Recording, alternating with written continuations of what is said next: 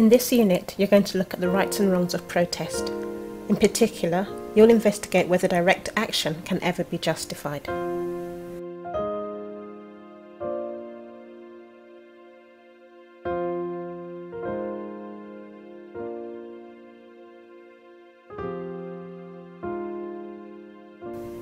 Look at this news clip about Occupy London. This was one of the biggest forms of direct action to take place in recent years. It didn't just happen here in the UK, it happened across the world, in Germany and in America. A demonstration which started in New York and has spread across the USA is coming to London this weekend. Hundreds of people opposed to what they see as the excessive power of big business have been camping out on Wall Street for a month now. And tomorrow a similar protest is due to begin in the Square Mile. Well, Porrick O'Brien joins us now. Porrick, how different is this to any of the demonstrations we've seen in London over the last 12 months? Well, Alice, what gives this extra traction, I suppose, is just what you've just mentioned. It seems to be something that's going global. There are hundreds of cities now in America and in Europe holding similar sorts of sit-ins in opposition to what they see as corporate greed. I even heard today that Dublin City has its own occupation, not a place renowned for its street-based left. The key questions for this movement is, will they find a way of articulating what they're for as well as just what they're against? And will they do anything to help ordinary people who are struggling, people like this man we saw wandering through the Square Mile? So there are two sides to every argument. The anti-globalisation movement say that they represent the poor and the poor have no voice. They say that organisations like the World Bank cause poverty because they encourage free trade. And this can damage less economically developed countries because they have to compete in the world markets. But the International Trade Organization say the opposite. They say globalization and free trade are good for the poor. More international trade brings more jobs to poorer countries. Therefore, it brings greater prosperity to the world and reduces poverty. They say that protest groups are undemocratic and unelected, so they can't actually represent anybody. They say they are in effect making poverty worse.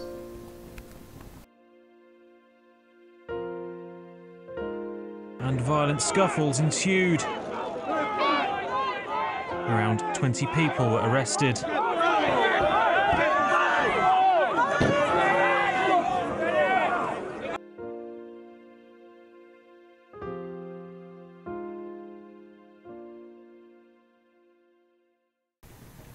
One of the most effective forms of protest in recent history has, of course, been the World Wide Web. If you look at countries as far afield as Syria and Libya, you will see countries where the local people have decided they've had enough and want to change things. But that's only been possible because they've had access to the internet. They've used their phones, they've used their computers and found out how the other half lives. They've realised that in other countries people have elections. In other countries, people have a voice. And by using social media, they've managed to organise massive protests.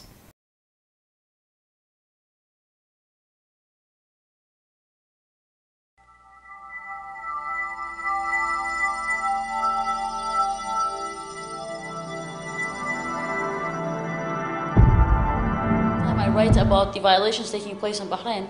Around 28,000 people around the world read what's going on.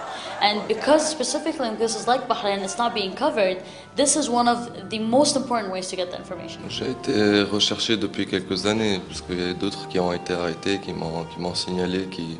There were people in those protests that I would have never even dreamed of seeing in a protest. You know, people who lived, you had everyone from people who drove convertible BMWs and worked in banks to people, you know, who drove pickup trucks and worked on planting, you know, vegetables and so on.